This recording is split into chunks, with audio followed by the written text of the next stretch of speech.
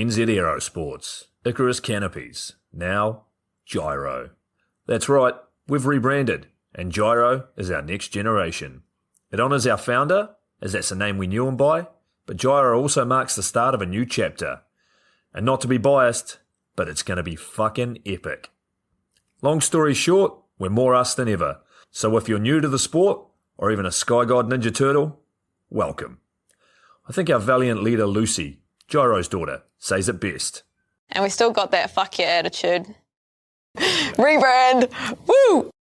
Rebrand woo indeed, Lucy. Anyway, head over to gyro.com for more info and get amongst you legends. I was 19, broke, unemployed, and sold my girlfriend's canopy for drug money. So I thought I better sew her a new one. What a sentence, and what a story. This describes the humble yet outrageous beginnings of NZ Aerosports, the home of Icarus Canopies, in the words of our founder himself. From getting a paratrooper toy from his mom, watching parachutes at the DZ as a 6-year-old, jumping off the wharf with a parachute made from bed sheets, doing his first jump at 16, sewing his first canopy on a borrowed machine at 19, and starting to sell parachutes out of a garage in 1986, Paul Gyro Martin had an undying love for the sky. Our company started with one man with the wildest of spirits and a true blue sky dream, a renegade. In the time that Gyro created and ran the Icarus Canopies brand until he passed away in 2017, he pushed everything he had to its limits. We miss him, and we always will. Gyro is the next generation of NZ Aerosports. It honors our founder, of course, because it was the name we all knew him by, but Gyro the rebrand also marks the start of a new chapter, our next jump. Gyro is the space between sound and silence, art and science, chaos and calm. Gyro is a state of epic tranquility that transcends understanding. That moment, in the door, in free fall, mid-swoop, where nothing but the present exists. A perfect balance of euphoria and thrill. Gyro captures our passion for flying and our commitment to designing break-the-fucking-rules canopies that deliver pilots pure, wild flight. Hey gang, so I got a new book out. It's called The Upside of Fear, and it's exactly what you think it's about. It's about the good side of, well, getting scared. In it, we talk not only about the science and biology behind fear, but the psychology as well. And it's not just coming from me, it's coming from some of the best in the sport. Omar Alhigelan, Jeff Provenzano, Maxine Tate, and so many more have contributed their sometimes terrifying stories to the book to help you overcome your fear. So head to the lunaticfringepodcast.com. You're going to find the link to the book there, as well as the other books. It's available in ebook, paperback, hardback, and audiobook right now. Coming straight from the cockpit, it's another episode of Lunatic Fringe with the fucking pilot.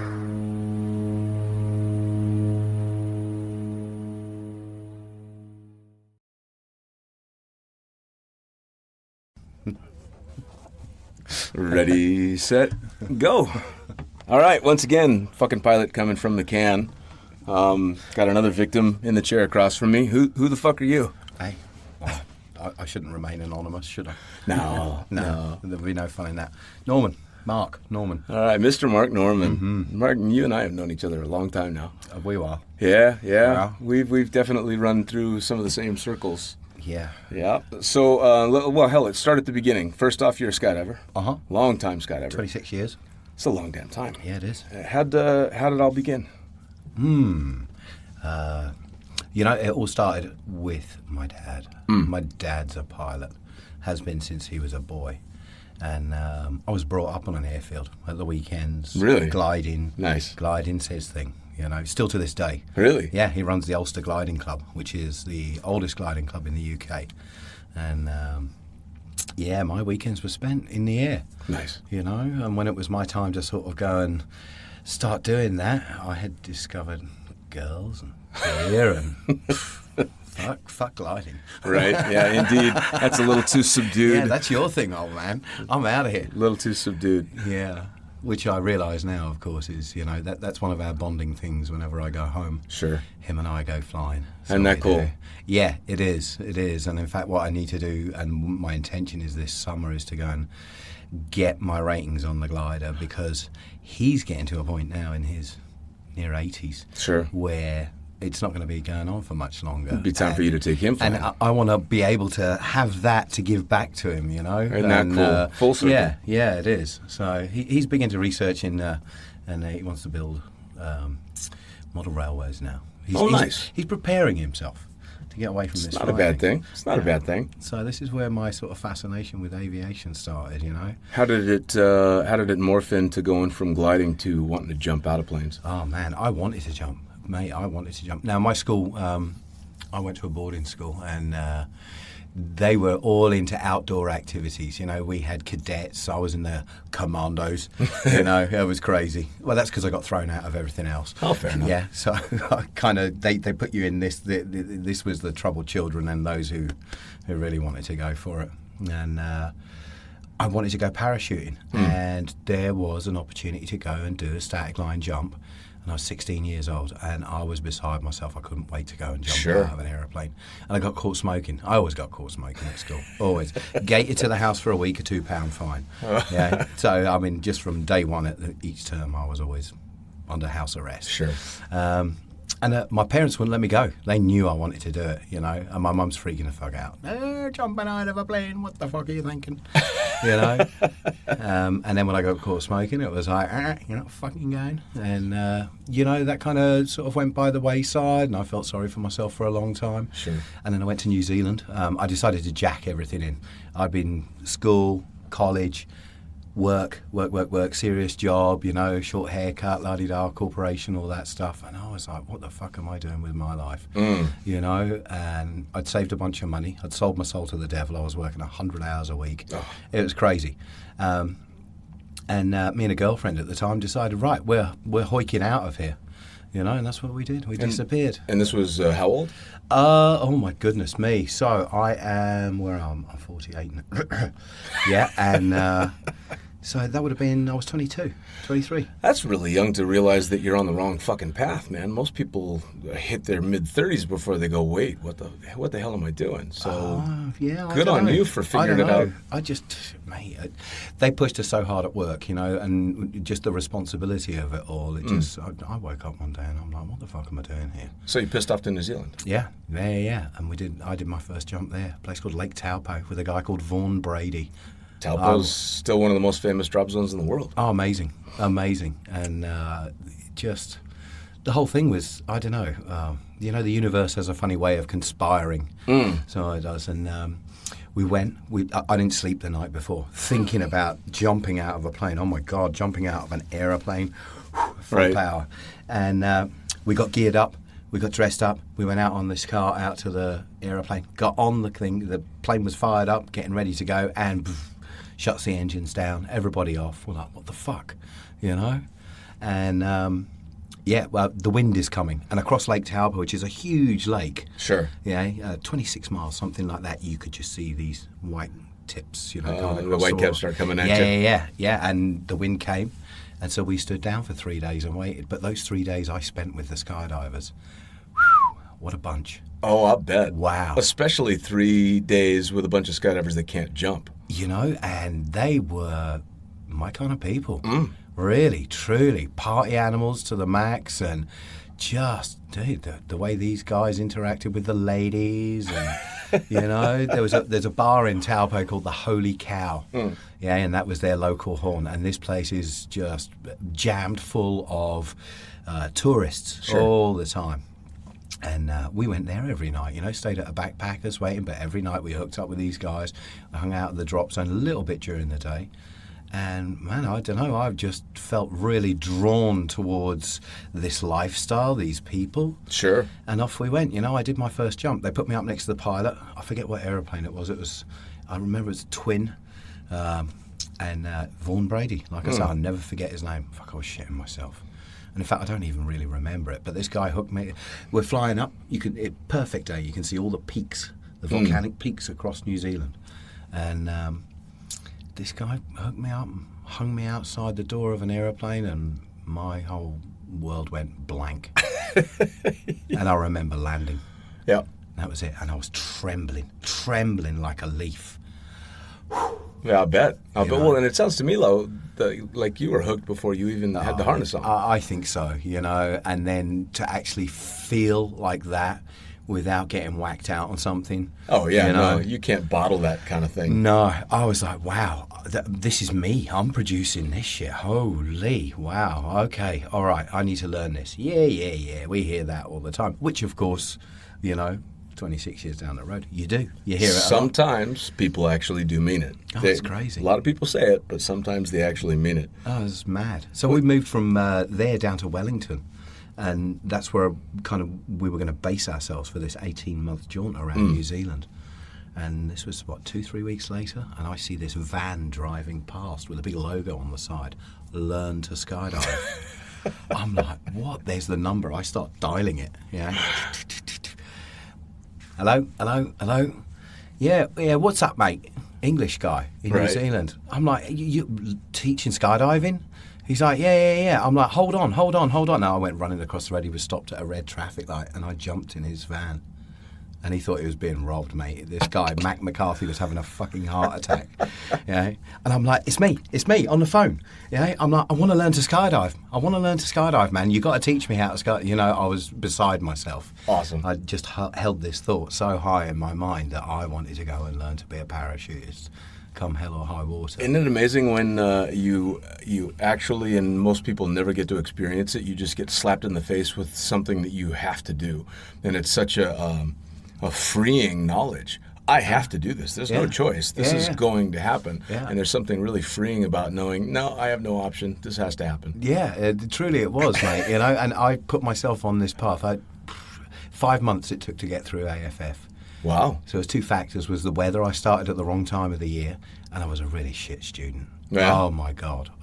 I have never met another student since, and I've taught a lot of people to skydive, who had to do as many jumps as I did. I did 25 jumps to get through AFF. Wow. Oh, yeah. That's a lot. I failed level 5 9 times. Oh, Jesus Christ. 9 times. Well, let me ask you, though. You said you've taught a lot of people how to skydive. Mm-hmm. I'm guessing that one of the reasons you've got the rapport you do with students is because you sucked so bad yourself. Yeah. It would have to be. Yeah, absolutely. I relate. I get it. Because, someone that breezes through the course is not going to be able to understand why you can't just fucking turn left. Oh, they're Superman. Why can't you do that? And so if you had to fight for every bit of it, I would think it would be a lot easier for you to... I had to fight for it. Oh, God knows I had to fight for it. I pulled myself out 4 times on that course, spinning so hard. I'd get this arch signal, allegedly, I can't remember, and I would just spin. I'd drop a knee and off I would go. Oh, wow. Yeah, so you were one of those ones they were drawing lots to see. Oh, mate, I couldn't seem to relax, And in fact, I didn't relax for a long time. It took me a long time to really see the aeroplane going away from me. Right. But, it was this notion in my mind, I am not leaving this country without my parachuting license. I'm just not doing it, So it was more pig-headedness and stubbornness. Yeah, fair enough. That really sort of pushed me, because this was something that was really challenging me, Indeed. And, well, I mean, you're not only having to try and learn what can be relatively difficult things, but you're in as high a stress situation as you can possibly get. Yeah. It can take a while. Mate, there's a lot of noise going on inside this head of mine. In there? Yeah. It always seems... Absolutely. It seems to be the biggest obstacle when you're teaching someone. Of course. It's quieting down the noise. It's not the actual action of getting out the door and pulling the parachute. It's like calm the fuck down, mate. Just shh. Yeah, because you're being hammered on all sides with everything else that has nothing to do with what's going on. Right. Wow, so you basically just beat your way through this course. I did, but it was amazing because we had that, that 5 months, that 6 months, and then obviously the rest of the time that I was in New Zealand too, I got to go in the rigging loft. This guy, Matt McCarthy, was all about it, He was all about rigging, learning to pack. So I learned an awful lot about parachuting before I even really got near it, Well, you gained a lot of knowledge that some skydivers never gain. Sure, and it was, it was an invaluable indoctrination into this wonderful sport, Sure. Now, when did it click that you knew you weren't just a a tourist in skydiving, but On AFF, I met this guy called Andy Fricker and another dude called Reese. And Reese went off to become an Air Force pilot, flying fast jets and whatnot else. And me and Fricker, well, we just became drunk skydiving bums, bro. It was fucking amazing. We used to have this midweek club where we knew we couldn't jump. We just couldn't go jumping, because it wasn't the weekend. Sure. So we would go and rappel down car park buildings, and we would find a building, anything that we could tie a rope off to properly at the top, and we would just go pegging it, running it just to get a buzz, Sure. These guys were mental, absolutely mental, and more so than me. I'm a little bit reserved, mate. I always look at things and go, well, hold on. Sure. Right. But something still gets you over the edge. Yeah, and again, the camaraderie was the thing, and yeah, that was it. We went bungling around after we kind of got our licenses and whatnot else. And in fact, we didn't even have licenses. Once we'd gotten through AFF and had started working it, we went and bullshitted our way around every drop zone in New Zealand that we could find, driving around in my Lada.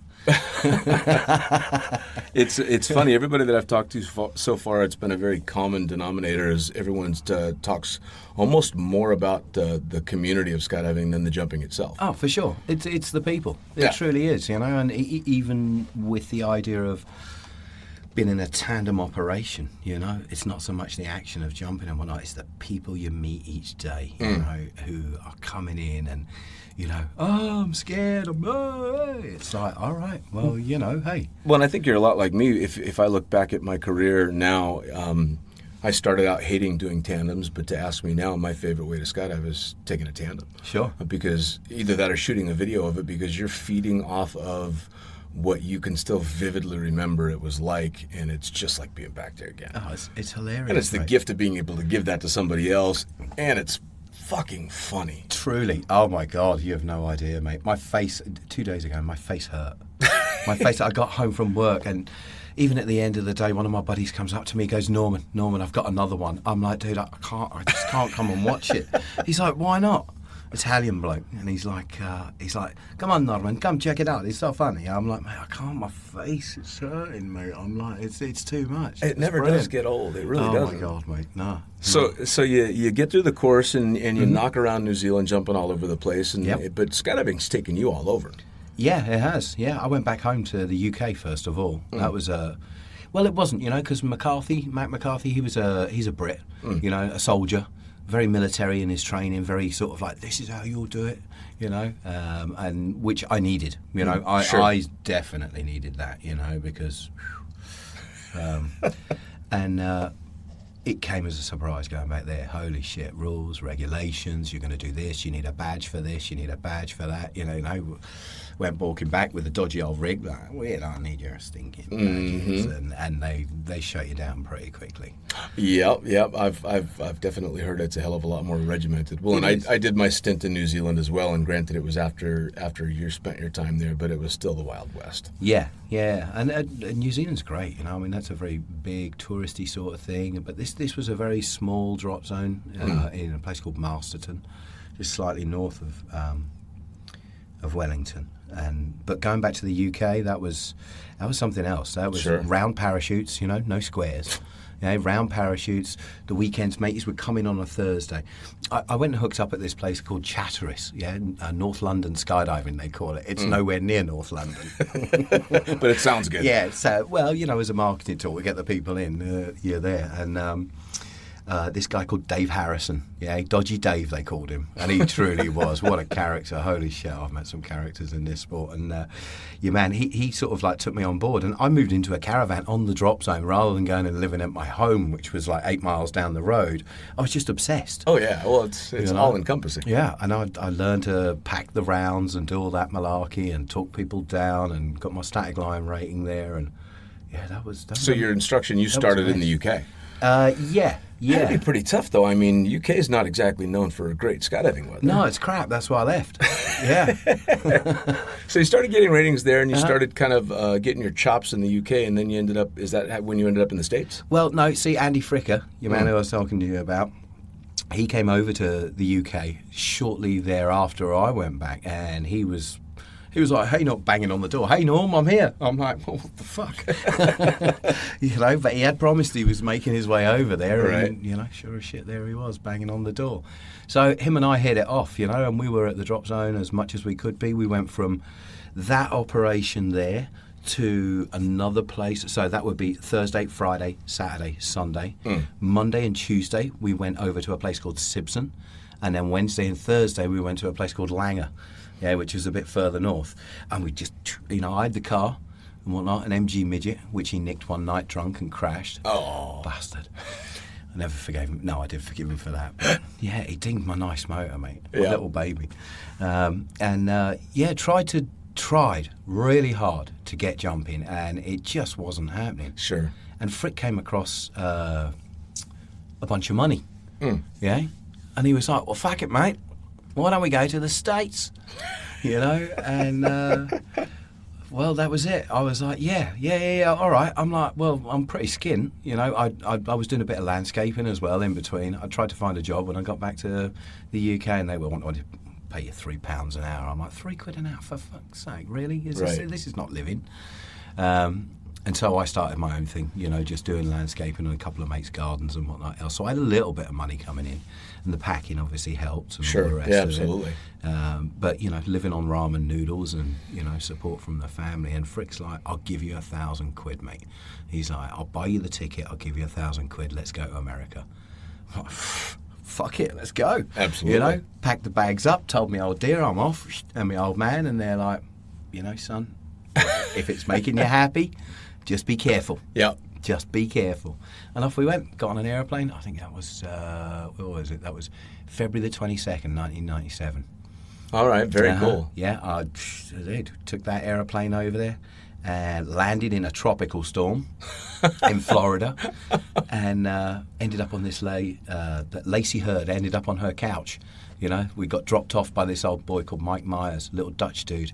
He's like, hey guys, how's it going? When he picked us up and stopped at the Waffle House. That was my first experience of American cuisine. Oh man, that was, I don't know, that's good stuff, man. Them hash browns.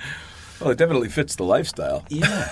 And so this guy called Andy Grimwade owned this drop zone called Sebastian in Florida. And it was thriving at the time. He had two twin otters who owned it with a guy called Freddie Brown. And I rocked up there, and we rocked up in the morning after we'd woken up at Lacey Hurd's house. My God, she's a trip. And there it was, two twin otters flying, buzzing, teams training, the whole gambit. I turned around and said to Frick, I'm not leaving. That was it. As soon as I got there, I'm like, I'm not leaving. He's like, well, I'm not fucking going, mate. I'm like, we had a 3-month visa. I'm like, I ain't going. I'm staying here. Awesome. So into Sebastian, which, Florida was skydiving mecca back then. Oh, yeah. It was. Yeah. There were other drop zones out there that were well known, but anybody was in Florida. It was good value, mate. Yeah. It was just, wow, such a self-contained environment. And, Andy Grimwade, he'd done such a good job of, putting the team rooms in place, just really having a drop zone that was wholesome, and everybody was living in the campground out the back. There was Swanson, Zipser, just a whole bunch of, legends in the sport. Yeah. Who were all just hanging out. Chris Lynch, the XL team boys. Everybody was living together. For sure. And there was just this community thing going on. And again, that's the hook. Yeah, mate. You're hooked in. I just saw the two planes flying. I'm like, I'm fucking going. Absolutely. The rest of it was all just started coming as a bonus. Sure. And I went and saw Grimwade. I'd sort of like emailed him and asked about work and whatnot else. And I wandered in his office. I'm like, hey man, I'm Norman. I'm here. He's like, go fuck yourself. You piece of shit. That was it. Go fuck yourself, you piece of shit, he says to me. I'm like, well, fuck you, And he looks at me and goes, yeah, you're all right. And I think maybe it was just one of those tests, And that was Grimmy, mate. He was always tested everywhere. I love this sport for exactly that reason. I worked for a guy in Skydance in Davis, California, Ray Farrell. Famous in the sport, and famous for being a bit of a hard ass. Yeah. And I started working for Michael Hawks, who was far and away the biggest prick skydiving ever saw. Fucking hate that guy. I'll never have a nice thing to say about him. And so I'm trying to get a gig in between working at Cross Keys during the summer, and I'm back in California in the wintertime. And so I walk into Skydance, and somebody tells me to go talk to Ray. And I knock on the door, and Ray's, relatively famous in the little world, so I knew who I was going in to talk to. And I sit down, and he's being all gruff and hard-ass, and he won't even look up from what he's doing to talk to me. And it's supposed to be some kind of interview, but he's just being a douchebag. And so he finally gets around to looking at my CV, and he's so you work for Hawks out in Vegas, did you? Yeah, sure did. He's if you survived him, I guess you'd probably do all right here. And I look at him in the eyes, and I'm like, Ray, if you're twice the prick people say you are, you're still only half the prick he is. And Ray fucking looks at me like he couldn't quite figure out, and then he finally just cracked a smile, and he says, welcome to the team. So same thing. You got work. Absolutely. Yeah, so throw that fuck you right back at you. Absolutely. I can feed myself. So you go in and you pass your test, and they put you to work doing what? Maintenance.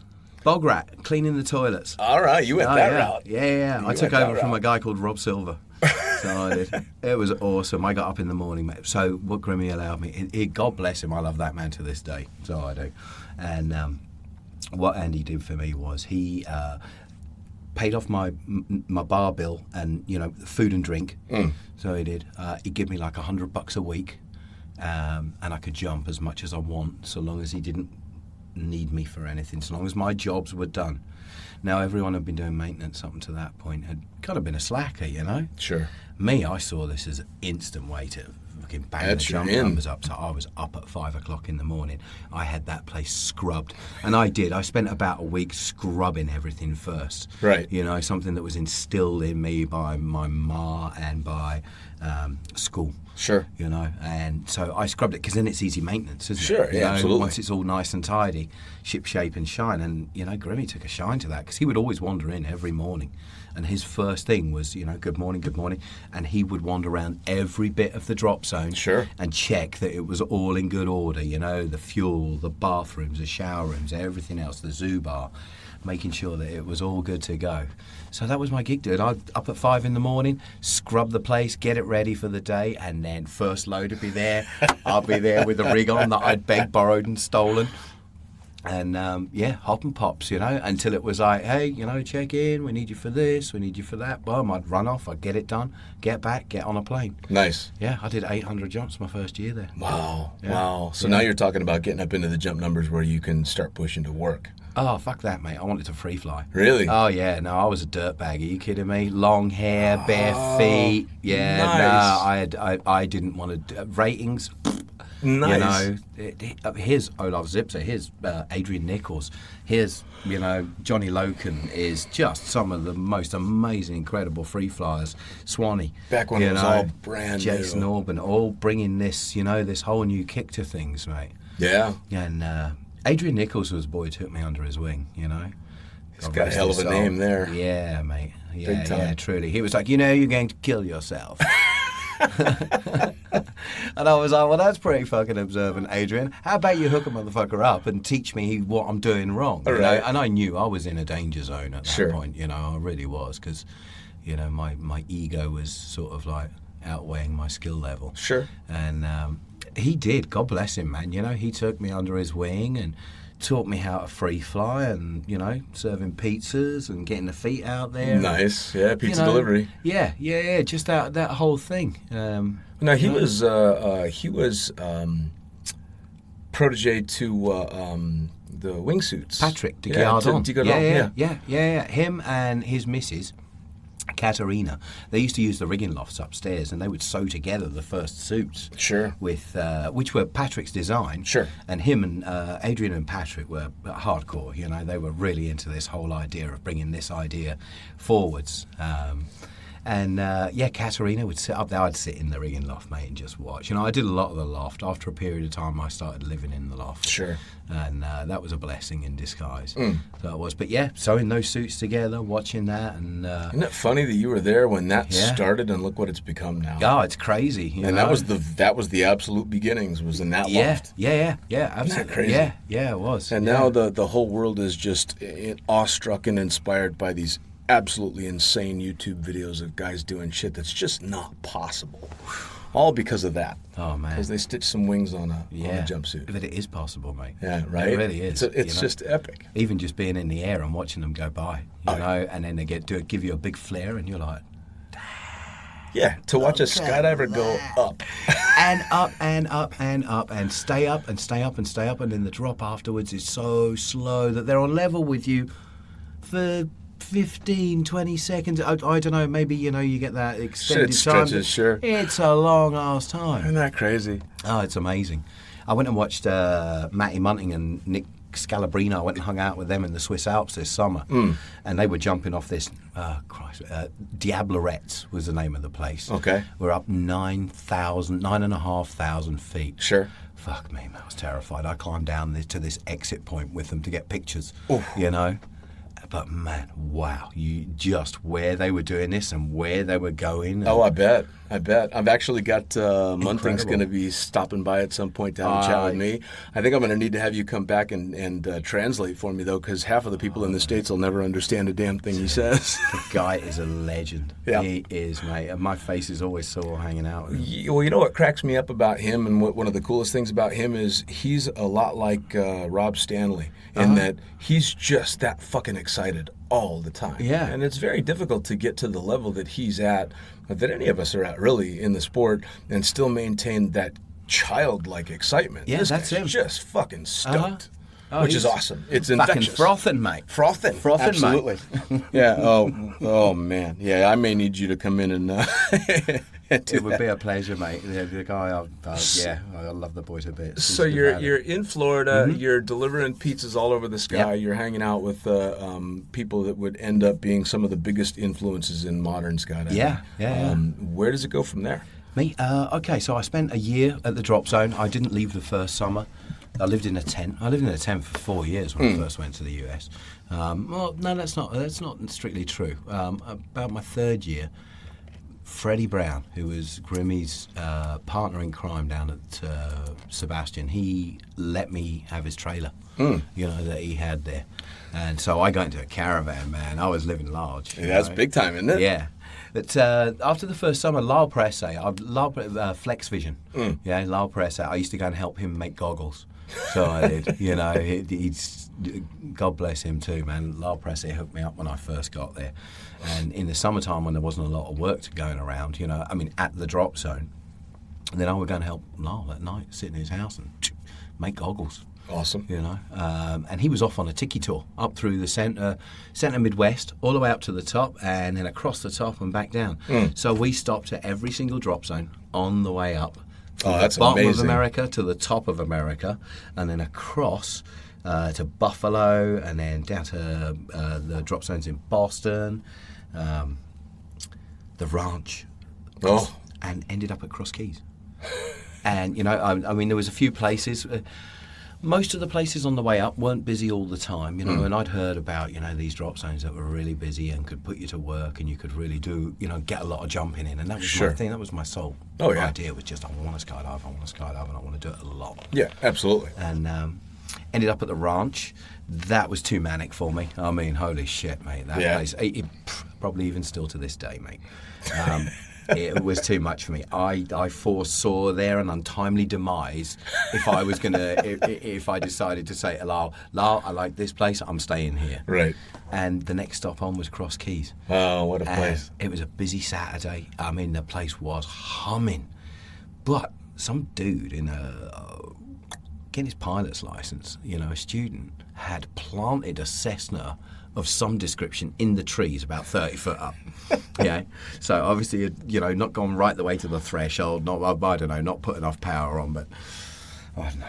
was in the trees, mate. The drop zone was shut down when we arrived. Oh, no. But it was a busy Saturday Sure, so afternoon. it's packed. And so it's packed with lots of people sitting around scratching their arse going, all right, we want to skydive. And there was a couple of people there that I knew, John O'Gordon, Warren Grasky from Sebastian, who, were transient. Sure. When the season's over in Sebastian or down in the south and you move up to the north. Sure. That whole thing of how it works. And just straight away I was like, man, you know what, Lyle, I'm staying here, bro. Yep. Yeah, this is it. I'm going to stay here. And I went and introduced myself to Johnny Eddowes, who was very amicable. Sure. You know, and he's of British heritage. His parents are both Brits, and they'd emigrated to the States some time back. So he took a little bit of a shine to me, and kind of hooked me up. Very cool. Now, what year would this have been? Oh my goodness me! So that was maybe summer of '98. Oh wow. Yeah. So you were at Cross Keys at the beginning of it really kicking off. Yeah.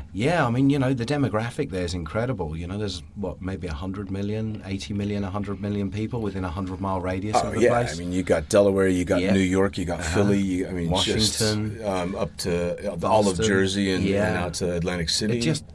It's huge. You know, so pulling in people there is not too difficult, especially if you advertise, and he did advertise hard on local radio, on stuff like this, did lots of demos.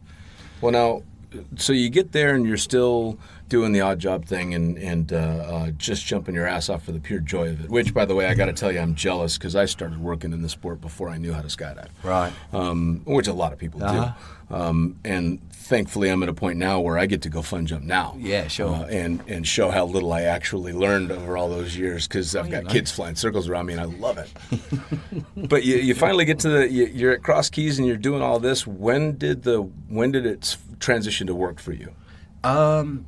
After I got fed up packing so many tandem rigs and sport rigs, that is thankless work. It Great money, really but it's is. terrible. Oh my goodness me! It just never gets any easier. No. It doesn't. And I packed a lot of parachutes. I'd wake up, my hands would be just curled over, and my fingers all swollen. I had a boatload of cash in my pocket. Sure. But man, there's got to be easier ways to earn a living. No, it's some true suffering there. Yeah, and I just the amount of tandems everyone was doing there, the amount of video, they were earning good bank and having a blast doing it. Oh yeah. They weren't on bended knee all day long. With I can't even. Oh, it was John who was the packer. He was in charge of the packing. Yeah, John O'Gordon was in charge of the packing man for a long time, wasn't he? Dude, that was brilliant. It was some of the best times of my life was with John O'Gordon on there because he likes drinking, I like drinking, we all like drinking. Sure. And we would load up a fridge hidden in this little sort of like cubby hole at the back of the packing. Yeah, I know the spot. Yeah, and he would get pissed off, or at least pretend to be pissed off. You lot in my fucking office right now, busy on a Saturday morning. Right, and we'd all go in, tenants. Don't you remember and we'd pop a few beers, crack a few tinnies, have a couple of drinks, and we would get to work. Awesome. I mean, we wouldn't get stupid with it, but sure. That was the reality of it. Sure. It really was, and so it was really enjoyable. But goddamn it, I tell you what, we worked hard. Sure. Yeah. Eventually, it was time to put the parachute on for some money. Yeah. So I decided to get a tandem rating. And I was already doing video. I had my first video camera quite a while. Every single jump, Sure. At least pictures, video, but more importantly was the video. Yeah, absolutely. Video cameras were just getting to a point where they were small. My first one. Heart openings were survivable. Yeah, I kind of, the stilettos is where I sort of walked into it all, for me as well. High performance parachute. Yeah, me as well. After, a cruise light was one of my first parachutes. That was brutal. That thing, 7 cells, it would never open. It had like 1,000 jumps on it, 0p. It just wouldn't open. It would never open, man. Right. It would never fucking open. I'd always land it with 5 cells. Right. So you chucked drogues and were shooting video on Cross Keys for a long time. Tossing drogues. More, you did one or the other there as far as the weekends Sure. went. You were either doing the video or you were doing the tandems. And, me, I'm a people person. I thoroughly enjoy getting stuck into people and taking them from the ride and teaching them the lessons. Hey, look, check it out. This is how the parachute works. Absolutely. Well, it's a very easy thing to fall in love with doing. Oh, yeah. For sure. Yeah. So you were bouncing back and forth between the Florida and back to Cross Keys seasonally, so doing the gypsy thing. Yeah, 100%. When you did that for a long time, because you and I didn't cross paths until 2003 when I got hired on at Cross Keys. And wow, was that a reality check? Yeah, it was getting a bit mental then. Holy shit, man. Because I had come from Vegas that had the least party drop zone in the world because everybody was making too much money and the drop zone owners were all mental. And I got the job. I actually talked to Edos, as a matter of fact. I was working for a guy by the name of Eddie out in Vegas. We'll leave his last name out of it. Oh, I know who you're talking about. Oh, yeah. And that little shit, that little shit didn't like me so much because I could get laid and he couldn't. Yeah, well, that's because he's a horrible cunt, mate. Yeah. I think even he'd agree with that. Yeah. And he called. He found out I was trying to get work at Cross Keys, and I was only trying to get work there because all I had heard about Cross Keys was it was the busiest drop zone in the damn world. And if you wanted to make some serious money, that's where you go. Yeah. So I'm thinking, the responsible choice is I got to get this job at Cross Keys. Ooh. So Eddie decides he's going to call up John Edos and do nothing but talk shit about me. But John Edos, God love him, is halfway through the phone conversation, and he just asked Eddie, he's also, you don't recommend hiring this Dean guy? Oh, fuck no, guys, this, that, and just talked all kinds of shit. And without blinking, John went, well, that's exactly why I'm going to hire him. And he hired me on the spot. Which was fucking fantastic. Yeah, that's very nice. Oh, yeah. And I get out there, and I think I was at Cross Keys for about a week. And I had gotten out there thinking I had shed all my past is gone. Man. There's no more, and I had gotten saddled with the nickname Princess out in Vegas because I worked with a bunch of Brits, some of who you know, that nicknamed me Princess because I didn't drink alcohol and I used to be a stripper. There you go. Yeah. So I'm thinking, all right, I've driven literally across the entire country. No one knows me. I'm free and clear. I get to just go beat Dean. And I think I got there late on a Tuesday night and parked my 17-foot pop-up trailer in the parking lot, put that thing up and went to sleep. And I woke up because I heard somebody walking past the trailer going, well, that guy doesn't know where he is. All right, fuck, I must have parked in the wrong spot. I'm starting out good. And so I get out of the trailer and I put it all away and I go walking into the hangar and it's dead empty and super quiet early on a weekday. And I put one foot through the hangar door onto that red carpet, and I hear this squeaky British voice from the other side of the room screaming, hey, are you Princess, that stripper from Vegas? Fuck me. God, are you kidding me? And somebody from Vegas had called and said, hey, you hired this guy. Here's the dirt on him. So that was my introduction to Cross Keys. And then a week later, I'm sitting in the pea gravel pit under a substantial, the effect of substantial amounts of chemical entertainment thinking, what the fuck? What happened here? This is the responsible choice? And I had initially been offered the job not through John Edos, but through who was at the time the drop zone manager, who I'm sure you knew very well, and I only knew in passing, Paul Rafferty. Right on. So when I found out what happened to Raf... Oh, brutal, dude. Brutal. Were you there that night? I was, mate. I was a conscientious objector from the moment they decided to put that car on there and was told to fuck off. Shut up, Norman, fuck off. I'm like, what the fuck are you doing? You can't put the car on the fire. You know we can't do that. We're not allowed to do that, mate. Because we'd have to go down to the fire brigade at the weekends. Sure. Because it's an airport, and sign up paperwork, you know. We got on well with these guys. They come out on a Saturday and squirt the hoses so that we could swoop under them. And they loved us, you know. Remember the safety day training with all the harnesses they made to get us out of the trees? And, you know, they were a good bunch of guys, man. Absolutely.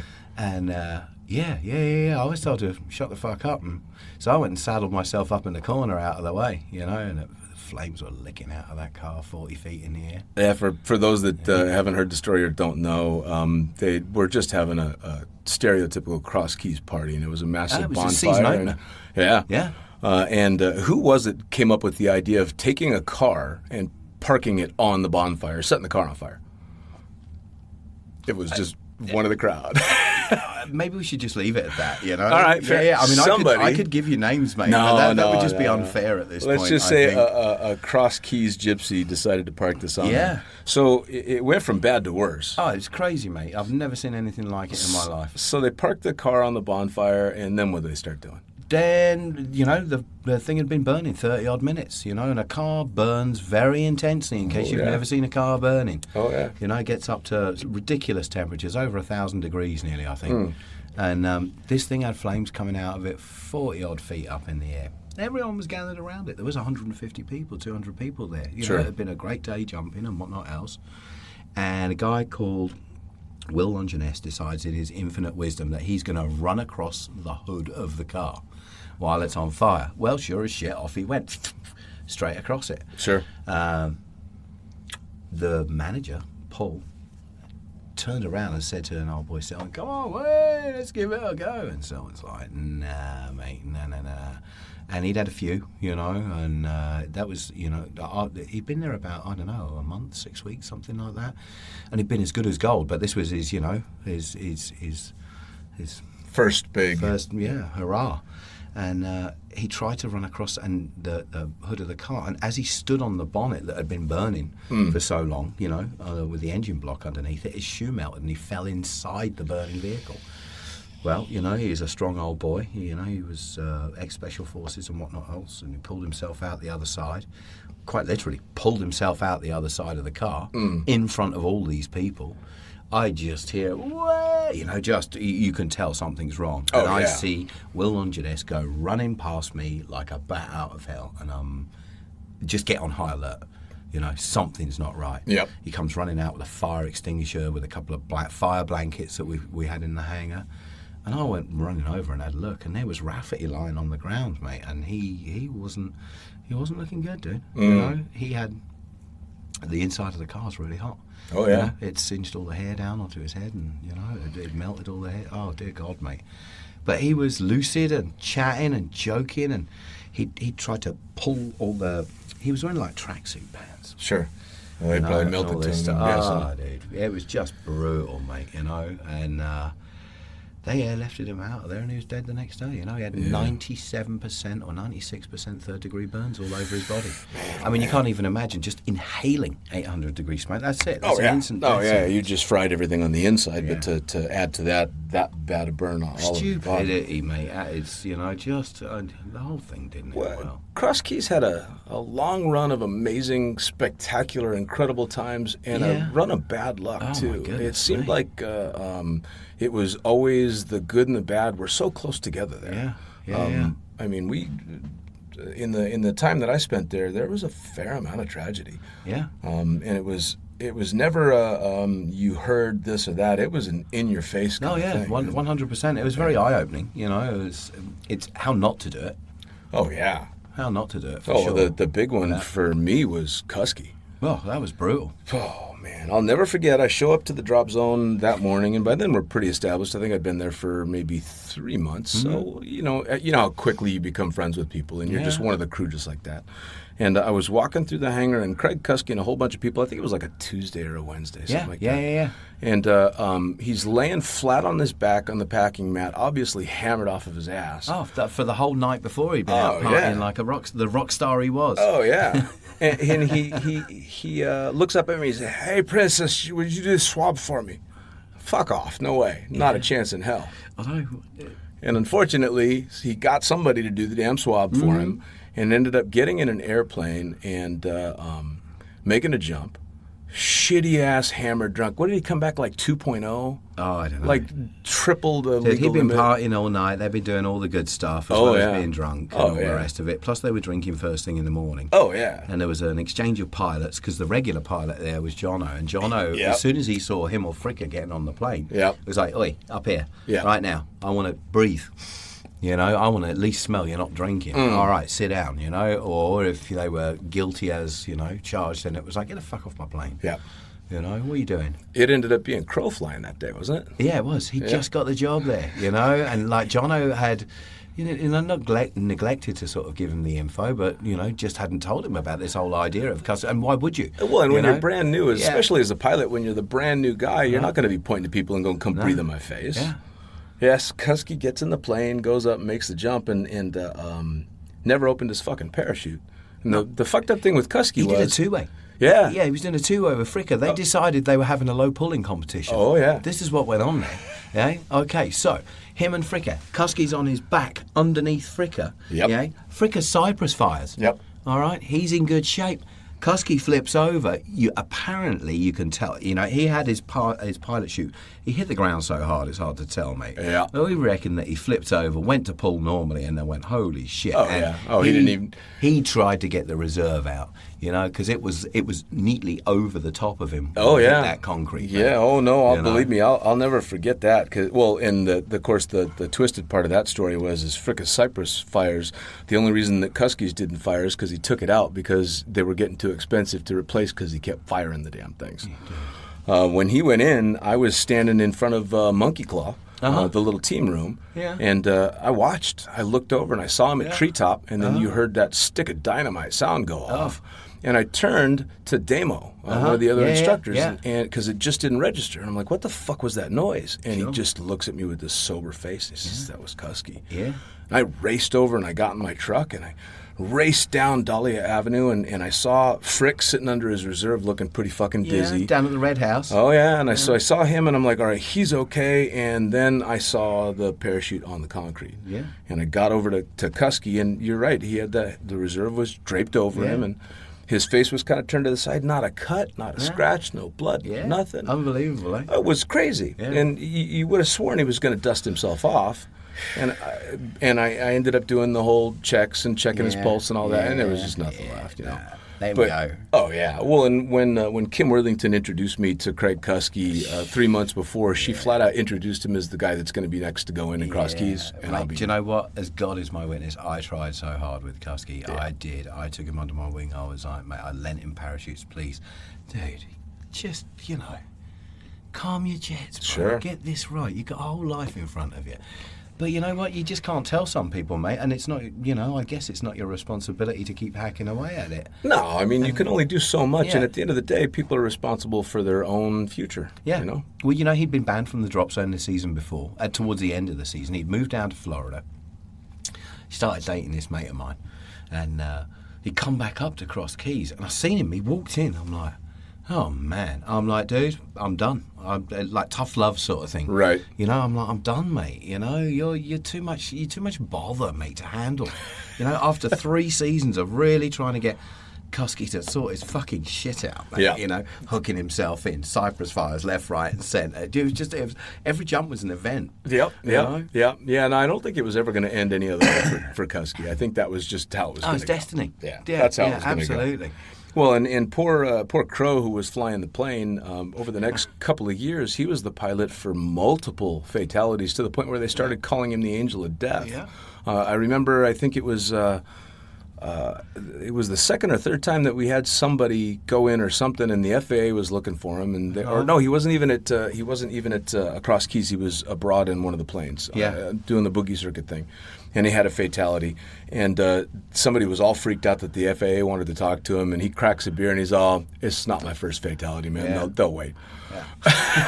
Because he'd been there before. I mean, wow. You know, some people, mate, they just they're there when these things happen. Eh? Yeah. Yeah, Cross Keys got brutal, mate, for a little while. It That really wasn't the only did. one. There was Seth Blake, there was Sarah, and her boyfriend Ron. Yeah, that was a hard one for all of us. my Dude, I God. still post Sarah's picture every 4th of July. I see it. 4th of July, man.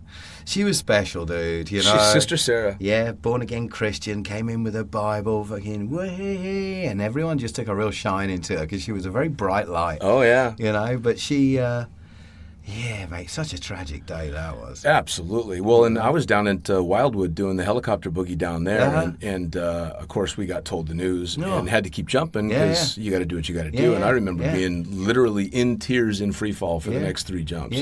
Couldn't talk to my students. And, I was there, mate. I watched it happen. yeah. I was over it. It was brutal. I'm really glad I wasn't there for that one. Yeah, that I just one. taught a class on canopy control in an AFF ground school. and and canopy I'm like, collision. right, let's go and watch this. You know, let's go and watch some parachutes landing. Yeah, that's and an instant Ron lesson on what flew not to do, man. Straight into the back of her canopy, 100 feet, and wham. Yep. Yeah. I'll tell you what, I remember in one of the coolest things about, well, skydiving in general, but specifically that community at that time, because we were so tight. I mean, we were 7 days a week, 18 hours a day together for years. And we went to her. It wasn't a funeral. We went to the Sunday Mass. Right, yeah. And they did a special Dad's Mass. church, yeah. Absolutely. Yeah, it was brilliant. And I'll never forget Mark Cruzy. got up to say a few words. The priest invited him up, and so he goes up there, and you could tell that the normal churchgoers were a little standoffish because of the skydivers, and they were upset, and they want, obviously with something like that, a non-jumper wants somebody to blame. There's got to be some fault. Somebody's at fault here, And he got up there, and you could tell they were not scowls, but they were waiting just for it to be over. And he started the whole thing off by asking all the skydivers to stand up, and the whole back of the church. There must have been 150 of us. We packed the place out. Peeking into the doors and climbing over each other, and I remember hearing an audible gasp from the congregation as they turned around and went, "Holy fuck!" And instantly you saw their entire mannerism change, and it became oh, they loved her. Yeah. Okay, for sure. And it became this is okay. We're all supposed to be here now. Yeah, that was just an amazing thing. Horrible reason, but an amazing display. Dude, I got on well with her. That was a shame. Oh, everybody did she gave too. me this Bible and she'd get it in the front of it. She wrote a bunch of stuff, and throughout it she wrote a bunch of stuff. But in the back of it, she wrote this one passage. And it still sticks to me this day, And, for sure. Do you know what? I was on the road. I kept that with me for years and years and years. And I was on the road with the Food Network, running around all over the country doing this camera work. And I left it in a hotel. Oh, I did. Man. Oh, mate, I did everything I could to get back there and try and find that Bible. Man. Sure. And they're just... it was supposed to move along. Yeah, So absolutely. It was supposed to move along. We've got such amazing memories with her. I mean, probably my fondest memory of her isn't one instance. It's every time she walked up and gave me a hug. Yeah. She gave the best hugs, and she'd look you in the eyes and tell you, "Dean, I love you," and you knew she meant it. Yeah. Which was just an amazing with all thing. their heart and soul. Absolutely. Yeah. Because people will toss around those niceties relatively easily nowadays, but she'd look you right in the eyes, and you just, oh shit, she's not kidding around. And it wasn't She was a guy God-fearing girl. woman, man. Yeah, no, it was an absolutely amazing thing. Yeah. So we definitely had some big times in Cross Keys, and some massive parties, and oodles and oodles of bad decisions, all of which were amazingly fun. But you backed off of it. I did. You finally decided enough with the party. I'm going to take a step back. What was the catalyst for that? Girlfriend. Yeah, Girlfriend. Yeah. They'll Poo do nanny. that. Poo nanny. They'll do that. Oh, yeah. Yeah, she was kind of strict and square and straight. I mean, she liked skydiving, but she came from a kind of background that was not too party. And I hijacked that girl, mate. I was a raging lunatic at that point in time. So I think we all were at that point in time. That's kind of what made Cross Keys what it was, because we were all insane, borderline fucking insane. But I carried on the lunacy sort of like just more at home, Yeah. That still sort of went on for quite a bit longer, actually. Wow. With me. Ended up getting married to her. So I did. Yeah, Did I all remember. that good stuff. Still a lunatic, mate. I do but, remember. that was kind of a calming influence. Sure. So it was. I mean, I did, but yeah, God knows I did. I hijacked that girl. So I did.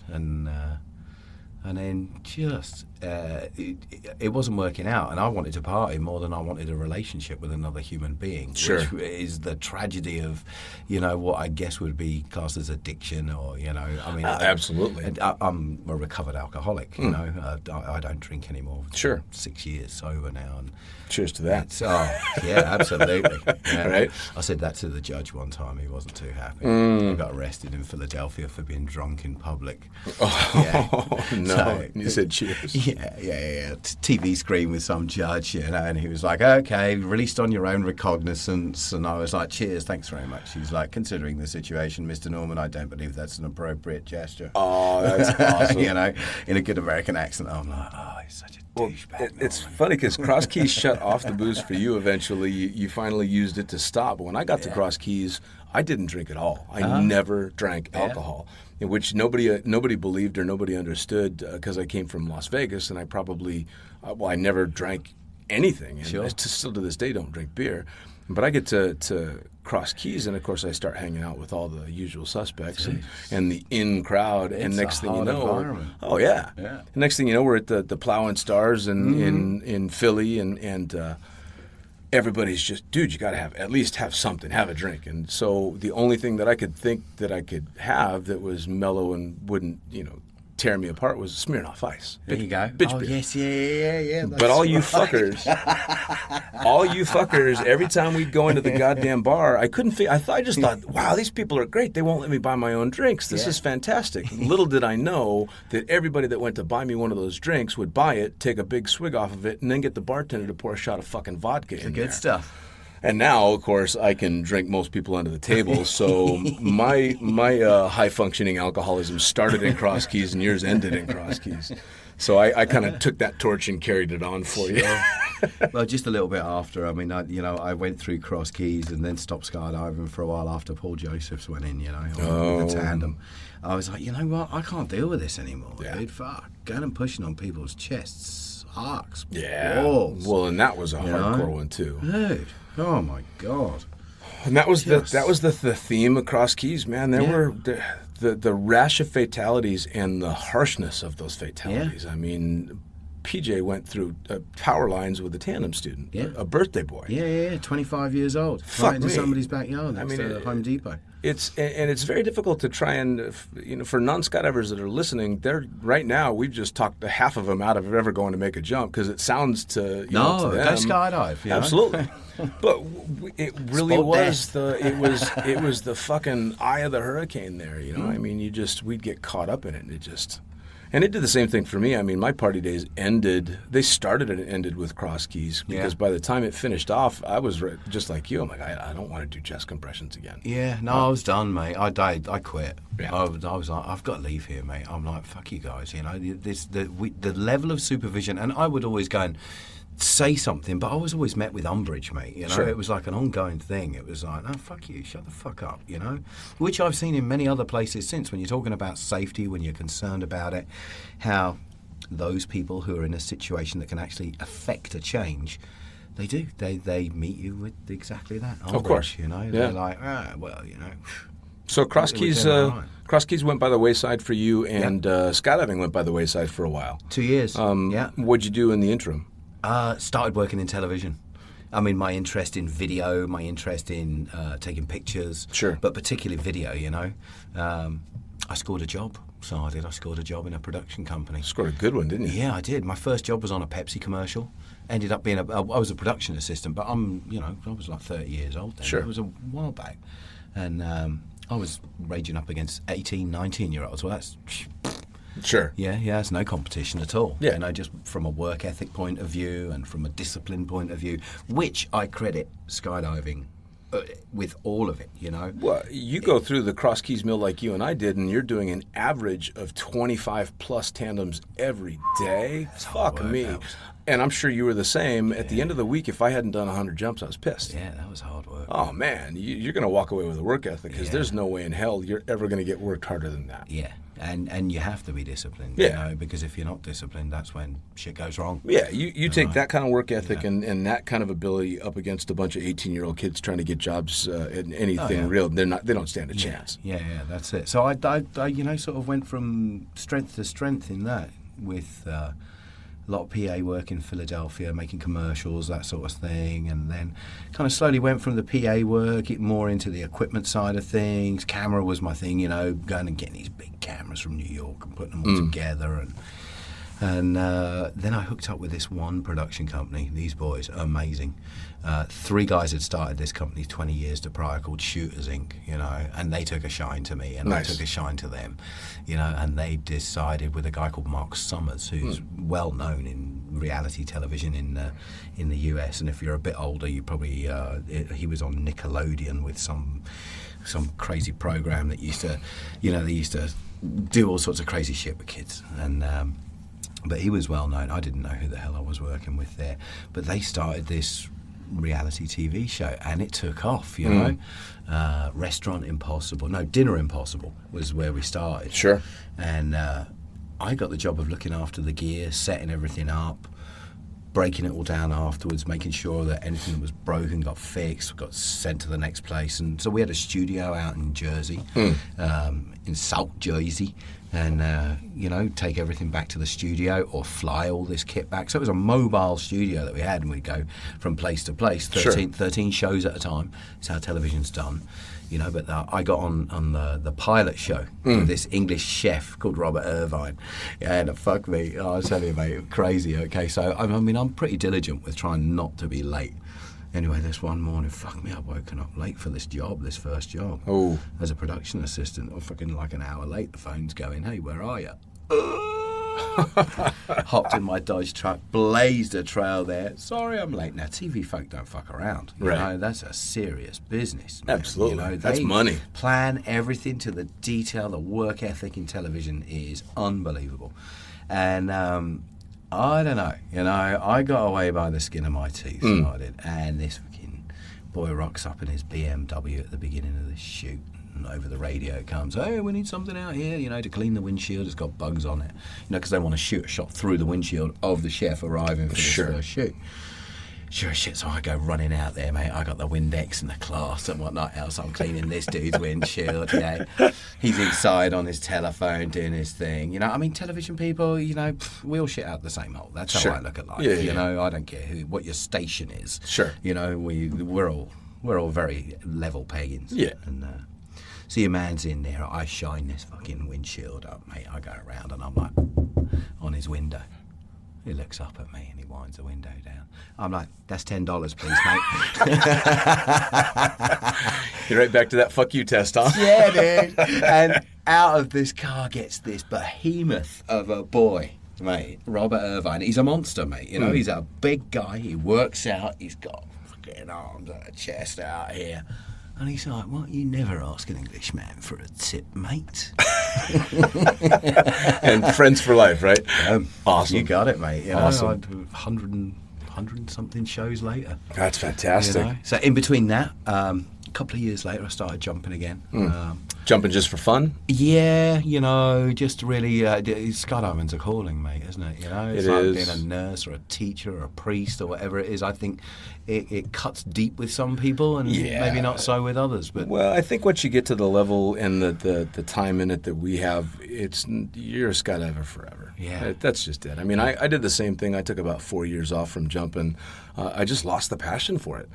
For a while there, and it dawned on me that I was doing something that, for all intents and purposes, is really fucking dangerous, and I wasn't getting out of it what I should be getting out of it, and so I walked away from it, and I was lucky enough that I was still flying, so I'm still in the air, and I loved flying planes, but I told myself if I ever got nervous thinking about going out and making a jump, that it was time to go jump again. Yeah. And cut to 4 years later, a really good friend of mine, Junior, during a big competition, we had a bit of a lag time, and I wasn't flying, and there were some loads we could have gotten on, and he turns to me, he's all, let's go do a jump. Yeah. And I got fucking butterflies. Oh, yeah, straight away. And I'm like, oh shit. Amazing. That just scared the shit out of me that you even just said that. Fuck yes, let's go make a jump.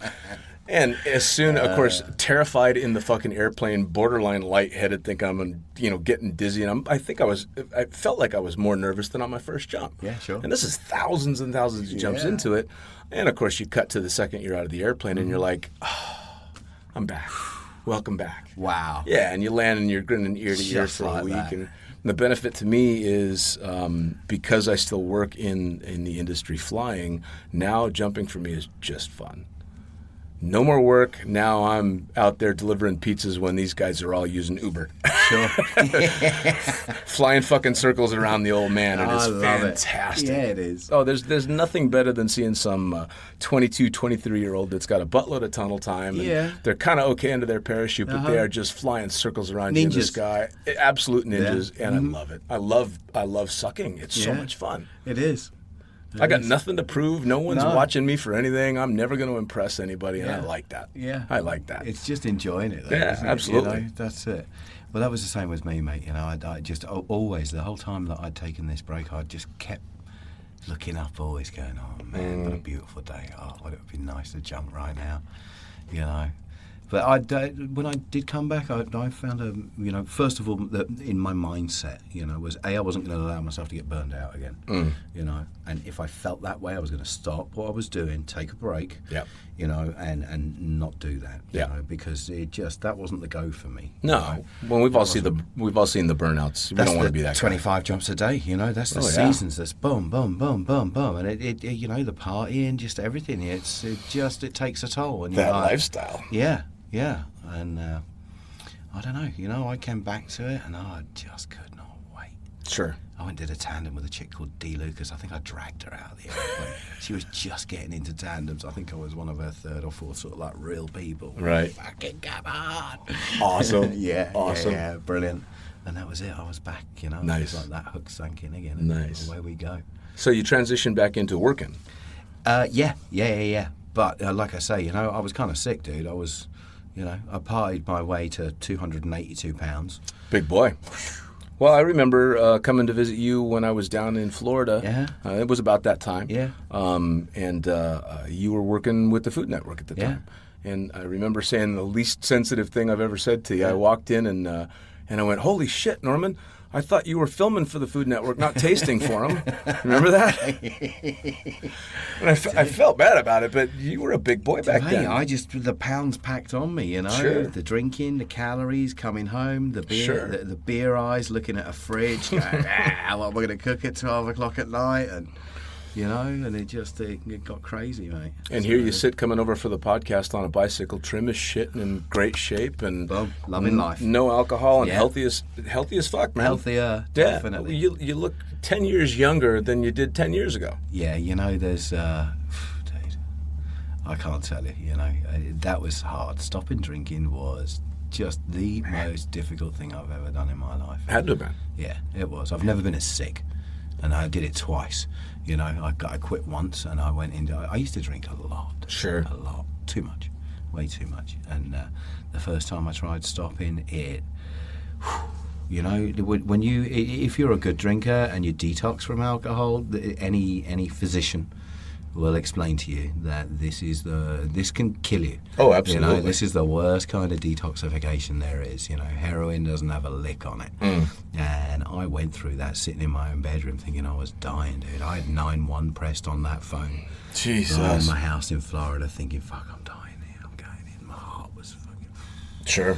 Just crazy. And then 60 days later, I'd stopped for 60 days. I was bored. I was like, I got a handle on this. Went and had a couple of pints, and the next thing you know, I woke up 3 days later, and there was bottles of booze everywhere. And I say bottles of vodka, that was my thing. Sure. Man, I was on my hands and knees. I was like, fuck, this has got to change, man. I couldn't see it myself. I just couldn't see that where the change was going to kick in, because I really enjoyed the social aspect of it. And you know what? I enjoy the buzz. Sure. Yeah, let's be honest. Absolutely. That's I enjoy the buzz that the booze gave me, and I was on my hands and knees, mate. I was desperate, so I was, and I was talking to the universe, and knock on my door, and along comes this dude called Evan Bell, and dude, he saved my life. He did. I credit with him with just giving me the introduction to the people that I needed to teach me how to live a better life. Sure. Give me the tools that I hadn't been given. Well, that's it. I mean, that's it. You get to that point and you can't see the path to take. You're just blind to it. Oh, dude. So have somebody lead you to that path. Stinking thinking, mate. The alcohol clouds your mind so bad. Oh, and so pernicious. And I'm pretty sure that sitting here now, you couldn't fathom ever being back there. Hey, I could get drunk a million times, mate. I could absolutely get drunk off my face a million times. But sure. You know what I couldn't do is go through the detox, dude. Sure. Holy God. And in a way, that detox is what that detox saved your life. Yeah, and you know what? For the life of me, I've got no desire, mate. I don't. I mean, it was hard to start off with. I went through another 10 days of, again, sitting at home on my own. Shitting myself, puking up shit. I'm just picturing. I'm picturing Train Spotting. Mate, yeah, that's it. That's it right there. Yeah. It really is. You hallucinate, the audio hallucinations, the visual hallucinations, the palpitations. I didn't, mate, anything I put in me just instantly came. Sure. I lived in my shower for 2 days. You know, I just lived in the shower. Yeah. Heat regulation, I'd pull a blanket over me. I'd be instantly too hot. I'd pull it off. I'd be freezing cold. It is so fucked up. It's unbelievable. Now, do you think your penchant for drinking heavily and the whole big party scene and all that is also part of what draws you to something like skydiving? Is it? Because skydiving's its own addiction. Yeah. You know, I've got quite an addictive personality. That's why I've never started base jumping. You know, it's kind of like, oh, right, know thyself. To thine own self be true. Oh, yeah. No, I've talked about it on both the other podcasts. I decided never to make a base jump because I knew it was going to be a dad, and I knew if I did it once, I was fucked. Yeah. Do you know what? I travelled around Northern Europe this summer watching people base jumping in Norway and told you about Diablerets in Switzerland and a few other places. And it's an itch that I that need got to its scratch. claws in you. It's an itch I need to scratch at some point. Yeah, I know that. I feel like that, but then, I mean, unfortunately, we've known enough people that have been doing it, and they're dramatically better at that kind of shit that I am that aren't here anymore. Sure. Yeah, I mean, my desire is not necessarily to go, you know, bombing it down a canyon on a wingsuit, trying to get as close as possible. I'm older and wiser now, I like to think. You know? Right. And so I'd like to do it in an environment that's conducive to being able to do it successfully. A good old bridge day kind of jump. Yeah, you know, minimising risks, man. And that's what it's all about, isn't it? You know, with parachuting, with any sort of like endeavour that's got an element of danger to it, you really have to minimise the risks. It's the draw to that drug. And, well, like you said before, on your very first jump, there's no drug in the world that can give that to you. Dude, I was up the top of the Bliss Tower the other day. Yeah. Yeah, with a bunch of mateys jumping off for a movie. Yeah. So I was photographing. So I'm in a full fucking harness and whatnot else, standing on the edge over the top of them, taking pictures. Yep. Got down. I'm like, God damn it, I want to go jump. I want to fucking jump. Are you kidding me? This is 1,200 feet. I fucking want to jump. Right. I went and saw Scalabrino. I'm like, hey, Nick, you got a rig? You know, he's like, I got a 280 something. I'm like, you know what? Fuck, I should jump, mate. This is a skydive. Right. I can deal with this. Yeah. I just saw these mates hucking off. I'm like, fucking, what the hell? I can go do this. Yep. You know? No, believe me, the attraction is definitely there, but I'm like you. I know that would be one that would be too tough to. And that's the one I won't go. Yeah. I won't go that far. I don't know. Well, we'll see. You know, I'm definitely going to do it at some point. I promised myself that. I don't want to go to my grave thinking to myself, fuck, I wish I'd done that. Yeah, for sure. For me, it's not. It wouldn't be a regret for me because I've come to terms with the fact that it looks really cool, but I just don't think it's for me. Yeah. So for me, it's a little bit easier. Right on. Yeah, for sure. Well, so you're back working in skydiving. You're keeping yourself from getting burned out. You're clearly enjoying it because you're traveling around Europe and doing it's all a that gift. stuff. Is this the end game? This is yeah. No, definitely not. Oh no. I wouldn't think so. No, you know, I mean, photography is my thing. I love photography. You know, video I love doing. I kind of sort of like taken a step away from it because it's fucking hard work, mate. And people don't appreciate. I had a production company of my own at one point. People don't want to pay the money that, you know, for the hours you put in to edit in the video from 5 different cameras, you know, that have been filming for the last 10 hours. Sure. You know, sitting there going through 40 hours of footage, you know, to put together an hour's worth of, 40 minutes worth of video for them. I don't realise the extent of work that's involved. Oh, of course not. So photography for me was a great sort of change because you just, you know, quick edit on the pictures and whatnot, and away you go. I mean, obviously, you know, horology is my thing right now. So it is. This is the new. Each time I come back here, because I have a decent amount of spare time, I had decided when I first got here that when I understood the time available to me that I was going to learn a new skill each season. Awesome. Yeah. So watchmaking absolutely fascinates me. That's awesome. It does. You know, micromechanics, just so fiddly and finicky, and just the way it works. Sure.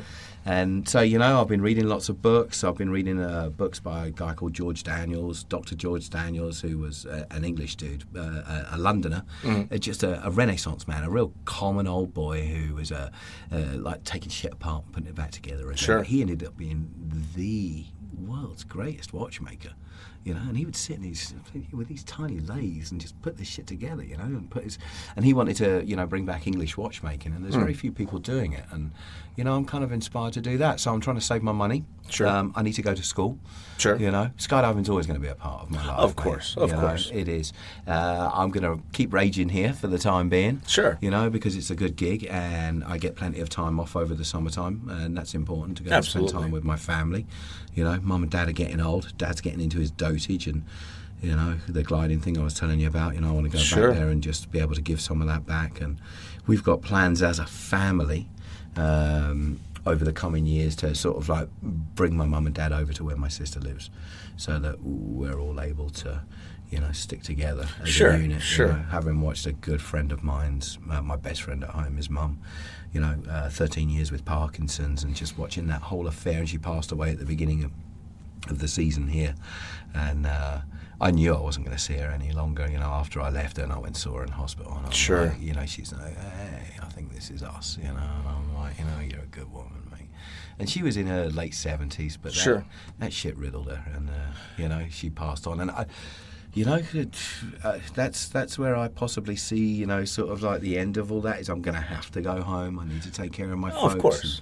Of course. You know, and be part of that. But, you know, while God gives me the strength to keep doing this and doing it well and taking the enjoyment out of it, Sure. then, you know. I think I'm that's gonna do that. you and I are both lucky in that we've been in the sport for a long time, and even though we've had our ups and downs in the sport, I'll be flying super actively, and my phone is filled with thousands of pictures out the window of the airplane, Yeah. and I'll still take a day off to go jump where I work, and Yeah. there's not too many people that can say they go to work on their day off because it's fun. Dude, I freak people out. They're like, "What do you do with your spare time?" I'm like, "Go back to work." Absolutely, you know, and I'm relatively sure. I mean, maybe it happens, but I'm pretty sure there's not too many people sitting in cubicles that just rip their phone out to take a picture because it's just so amazing. Yeah. So yeah, you know, I mean, I think we're everybody. You hear the best job in the world tossed around by so many different people in so many different walks of life, and as long as it is to them, I then that's hear all that people matters. say that a lot. Yep. A lot. You have the best job in the world. And I say to them, do you know what? It's not lost on me, man. No. Your words are not lost It's on the me. same thing I get, and I used to get it as a tandem instructor, Yeah. and now I get it when I take people Yeah. flying. You have the best job in the world, and I always nod and go, "Yep." Dude, Yeah, it's a you're gift. right. Oh, It yeah. is. I tell these people when I first meet them, I'm like, you know, the parachuting's a gift, mate, that we can do this so safely in this day and age. After 60, 70 years of sport parachuting, you know, the pioneers that led the way to where we're at now, you know, where we can do, you know, the likelihood of having a malfunction on a main parachute is in the thousands. Oh yeah, no, As it's opposed to incredible. back in the day where it was like, you know, 1 in 4. You Oh, know, yeah. Oh, blue absolutely. skies, black death, you know, Okay, yeah. sport death, Sport yada death, yada, yeah. bounce bingo. You know, nobody knows what bounce bingo is, dude. That's actually a good thing. Dude, nobody knows what bounce bingo is. I'm like, what's up with you cats? You've never heard of bounce bingo? No, not Oh, anymore. what's the old man talking about now? Well, so sitting back at this stage in your career, what are the takeaways you want to give to newer jumpers, up and coming skydivers, and what would you like non-jumpers that are listening to know? Because non-jumpers think we're a bunch of bat cases. They think we're, you know, batshit Far crazy from for the it, most part. You know, for me, for people who don't skydive and would like to try it, you know, there's nothing holding you back. I mean, there's a lot of noise goes on in your head, and we manufacture these fears in our own mind that hold us back from so many things. Forget jumping out of an aeroplane. You know, it's fear of speaking up. It's fear of this. This is the what I take is, you know, I just don't get rid of the fear, man. You Yeah. know, that stops, and holds back so much in people's lives. Sure. It does, and if you can just, you know, quieten down that noise and go, you know what, I can do this. Absolutely. I truly believe, and I mean, so like this one chick that we jumped with today, she was praying the whole way up in the airplane, mate. You know, she was freaking out. I watched the video when we landed. I'm like, I am so surprised we even got you to the door of the airplane, sister.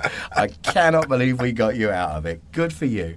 And we're walking back, and you know, from the landing area, and I'm like, you know, I don't know what this is going to be for you when you walk away from here. I'm like, but you know, you are amazing in my eyes. You just did the most phenomenal thing. You just challenged yourself in such a way, and I am sure there's something there for you. You know, there's Absolutely. a nugget, a lesson, a reward, and it's you know, it's yours. You know, it's internal. You know, we all take something different from it. Absolutely. And you know, this woman was terrified, but you know what? She walked on through, and we helped walk her through it. You Sure. know, and that's It's such a privilege, isn't that's it? the gift, yeah. And that is it. It is a privilege. Yeah. You know, and so for me, you know, that never goes away. You know, No. that when I think, am I doing something worthwhile? You know, because I truly think that we're all here to serve one another in Sure. one way or another. You know, and so that whole idea of am I doing something worthwhile? Isn't that cool? Yes, mate. Yeah, Well, absolutely. your story kind of comes full circle in that you started out having a real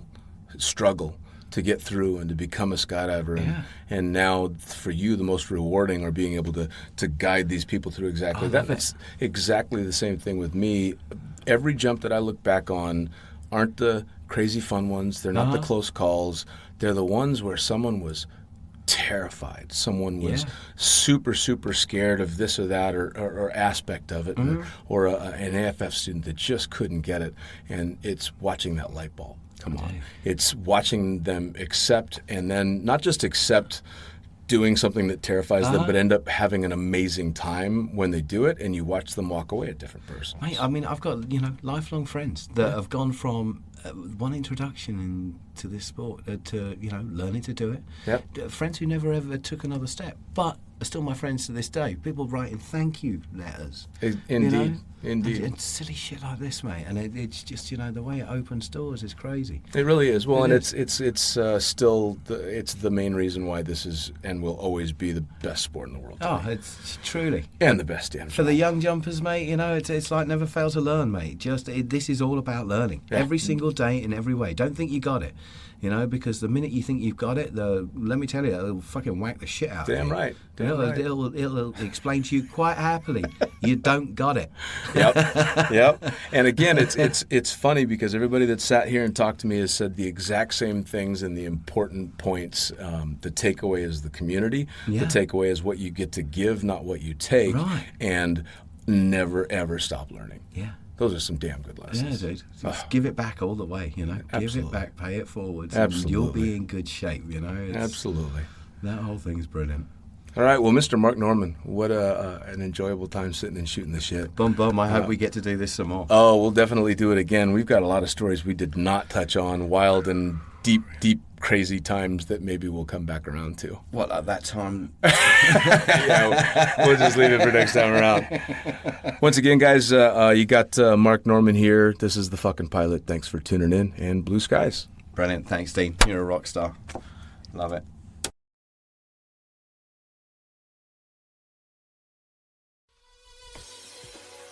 Well, there you have it. Another episode of the Lunatic Fringe podcast brought to you as always by, well, wait, not as always, actually. Brought to you now by Gyro. Formerly known as NZ Aerosports, you'll head to gyro.com for their next level line of canopies.